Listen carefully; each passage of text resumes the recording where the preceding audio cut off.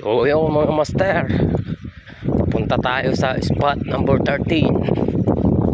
Pasok na tayo sa may Hiwagang Lagusan. So yun, mga gustong mag-fishing dyan, subok lang ng subok kahit ganito ang daan. Pero positive naman yung spot dyan. Spot ng tilapia, dalag. Pero malabo na yung mga karpa sa ano, pro dyan. Araw-araw electric fishing.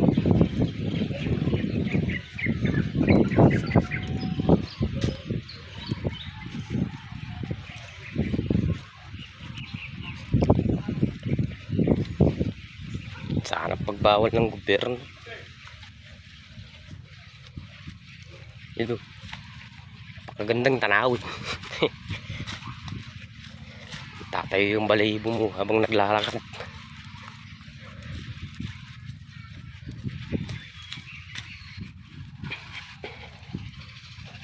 Malapit na tayo sa spot.